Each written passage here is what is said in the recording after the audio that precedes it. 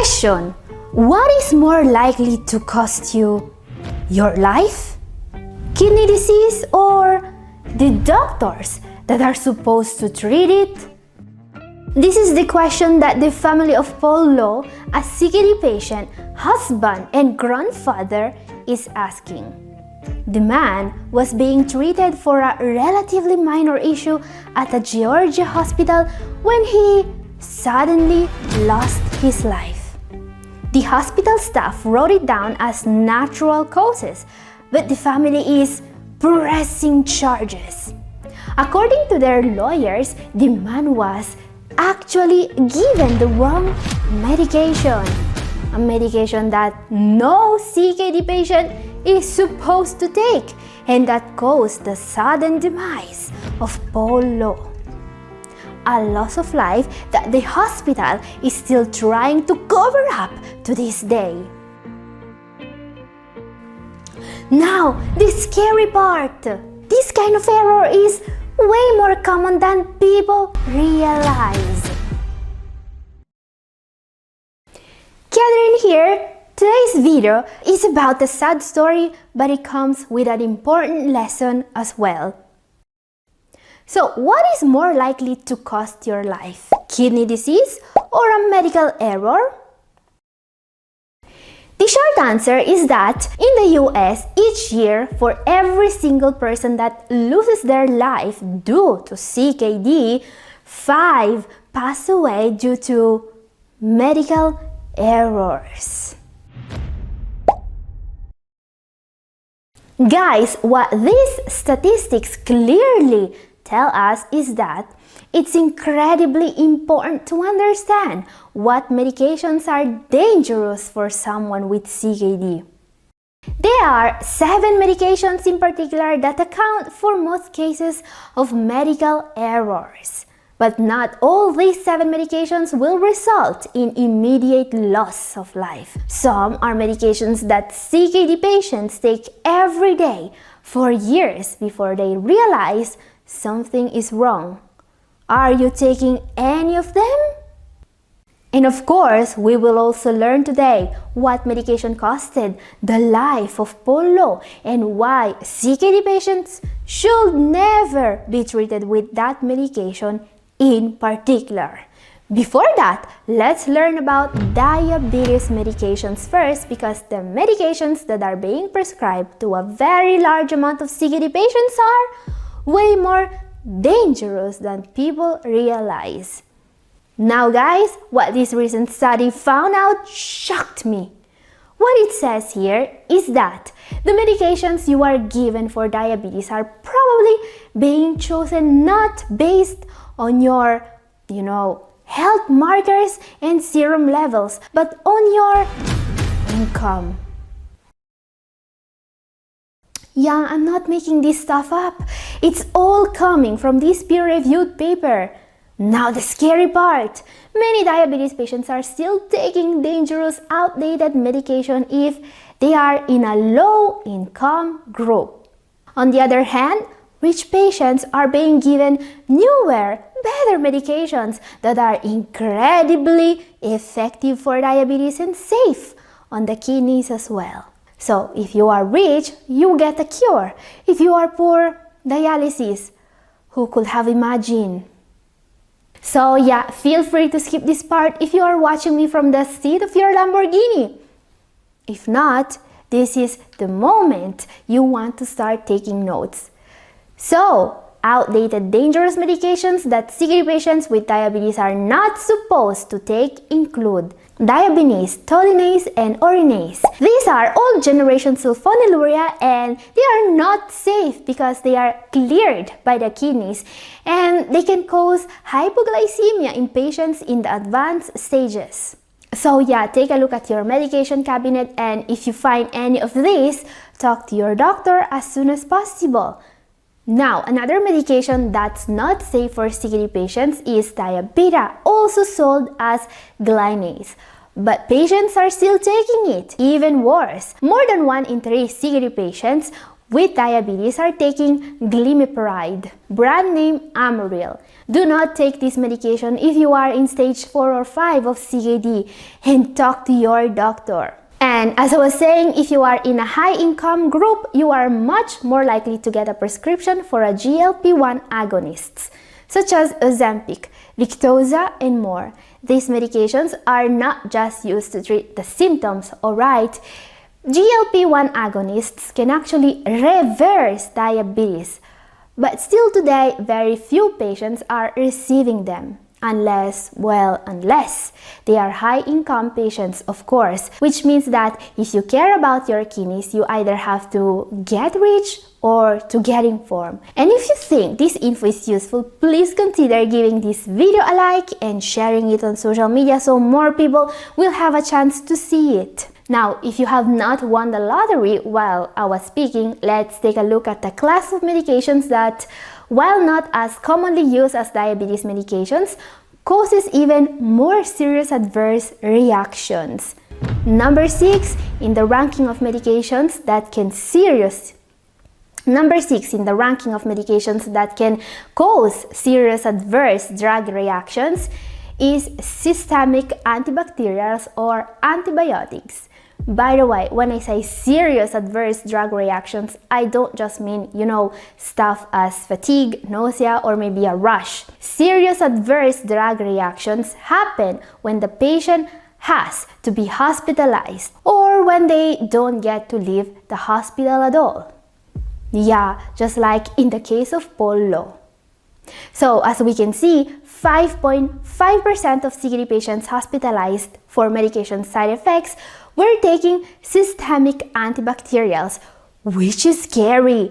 Now guys, the thing about antibiotics is that they must be used with extreme caution by CKD patients and only when absolutely necessary.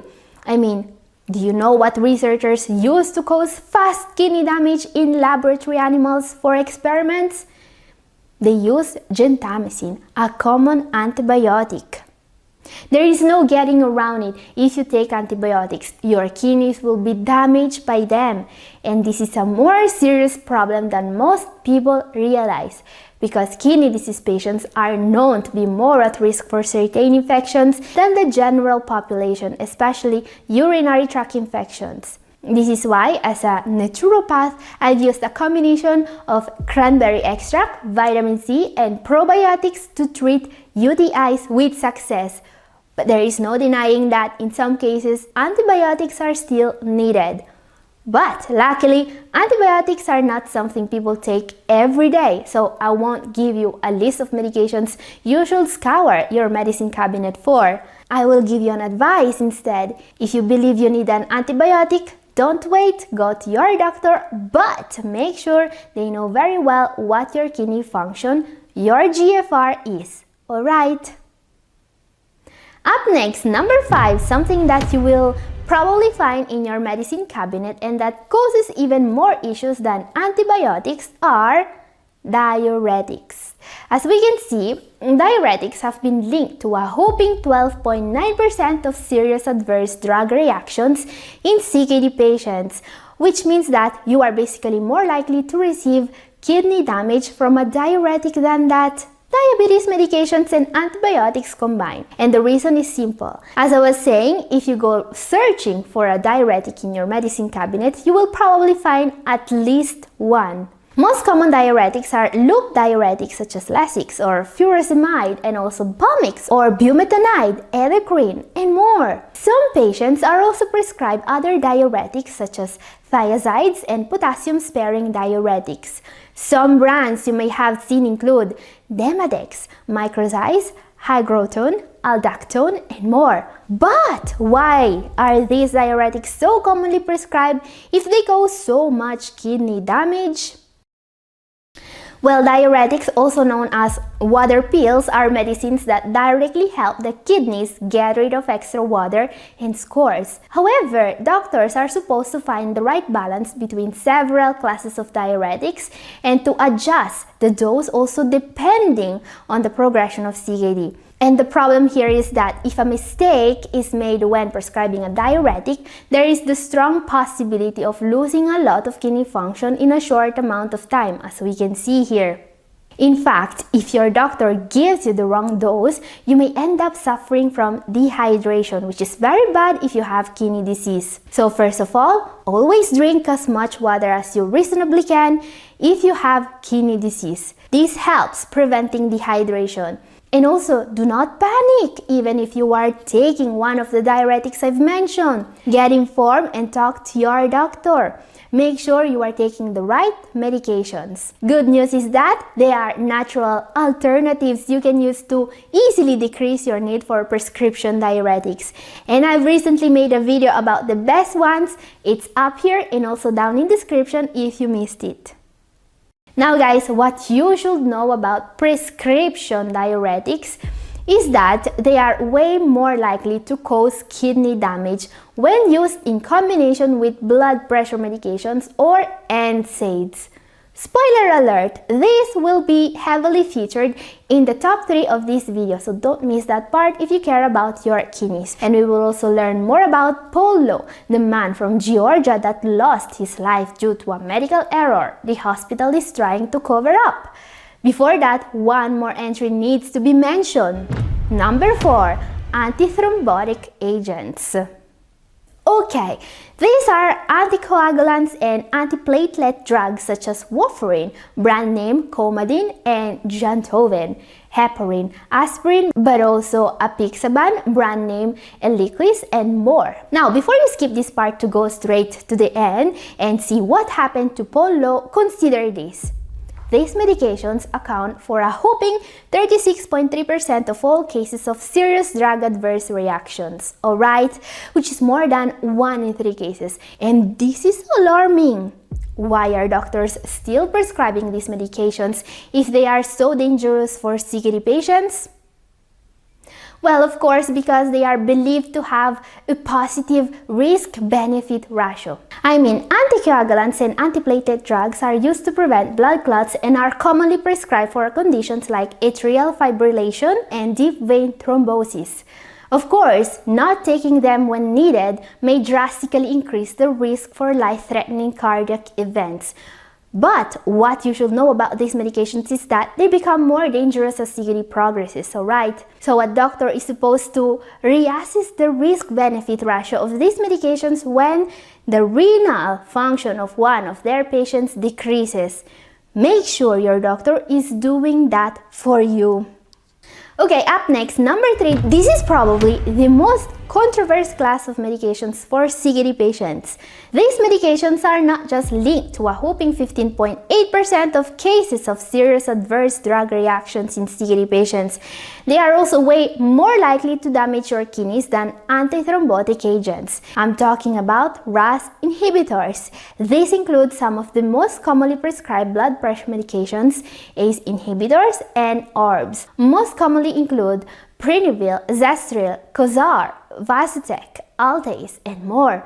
I have a list on screen that you can take a look at because you are probably taking one or more of these if you have kidney disease, which means that if you are taking one of these, don't panic, don't stop taking any medications without talking to your doctor first. Now guys, the reason why so many patients are taking ACE inhibitors and ARBs despite their inherent danger is because they are supposed not just to lower your blood pressure but to lower your proteinuria as well. So yeah, you may see the conundrum here. On one side, these medications lower blood pressure and proteinuria. On the other, they cause kidney damage at the point that taking them is linked to not being able to improve kidney function. But if your goal is finding a way to actually improve your kidney function, leaving blood pressure untreated is not gonna cut it. You will need to take care of this issue with a holistic approach. And I've recently made a video about it, so consider watching it if you missed it. Okay, let's take a look at our number 2 now. What could be even worse than being prescribed a medication? Okay, let's take a look at our number 2 now. What could be even worse than being prescribed a medication that is supposed to protect your kidneys, but that will take away from you any hope of improving your kidney function? Well, the number 2 on this terrifying list is probably the worst mistake a doctor could make and one of the biggest risks for people with kidney disease. I'm talking about drug interactions. Now guys, as we can see from the study we have been examining today, half the cases of CKD patients suffering serious adverse drug reactions involve the use of 2 or 3 different medications. Yeah, drug interactions represent probably the fastest way in which someone could go from healthy kidneys to kidney failure. The combination of NSAIDs, diuretics, and ACE inhibitors is the perfect example of this danger. They are relatively safe if taken alone. Well, except for NSAIDs, but when mixed together, they can send you straight to the emergency room. I'm not exaggerating here. CKD patients ended up in dialysis after just 1 week of this combination. And yeah, your doctor, your pharmacists are supposed to double check and make sure that what you take is safe. But unfortunately, mistakes happen and you need to be prepared. So how can you make sure you are not risking being victim of drug interactions? Well, here's a simple trick that's scientifically proven to drastically reduce your risk for interactions. Write down or print a list of all the medications you already take. If you have a list with you, your doctor and your pharmacist will be able to check any new prescription against that list, and you are going to be safe. And yeah, I know your doctor is supposed to do this for you before even thinking about a new prescription. But what if they don't? Okay guys, time for our number 1 now. So I bet you want to know what caused Polo, the CKD patient from Georgia, to pass away. And yes, we will also see why his family is suing the hospital. Now, this was a pretty terrible error that showed the world how little some doctors care about their most frail patients. A Metro Atlanta hospital failed to do its job. Here's a quote from Paul's daughter interview with the journalists about how she learned her father passed away. And the first thing I thought of was this sure was quick, but not really suspecting that anything had happened to him. And they also told her that his father passed away from natural causes. However, the hospital staff made a mistake here. I mean, another mistake. They also told Betty Lau, Paul's widow, that they had a problem with the morphine they gave the patient. And the hospital staff also confirmed that this mistake happened. Now guys, the reason why this case made the news is not because the CKD patient was given morphine. And no, they are not supposed to use morphine on someone with CKD. I mean, CKD patients are not even supposed to receive NSAIDs, let alone opioids. And not even the fact that this poor man received 60 times the morphine that he was actually prescribed is the reason why he made the news. No. Actually, the reason why we are reading about this fatal tragedy right now is because the doctors knew that something was wrong for at least 5 hours. But they allegedly decided that they didn't need to do anything about it, even if there is a procedure in place in this kind of emergencies. In fact, even if they were supposed to administer him Narcan, which is an effective treatment in case of narcotic overdose, they decided not to. Now, the next part is even more incredible, and I'm quoting Atlanta News first here. According to the lawsuit, medical care providers told Mrs. Lau that her husband had died of natural causes and kept the truth hidden from her that her husband had been euthanized by being given an overdose of morphine that was purposely not reversed. So yeah, these doctors just decided to take his life and then to lie about it because they knew they were not going to face any repercussions since the patient had a do not resuscitate order in his medical record. But the ethical question still remains. Is it right for a doctor to negate the patient treatment because he signed a DNR? Let me know what you think about this in comment section. And if you want to learn more about how to protect your kidneys, my video up here is for you. And this is all for today. Thank you for watching. God bless you all. Bye.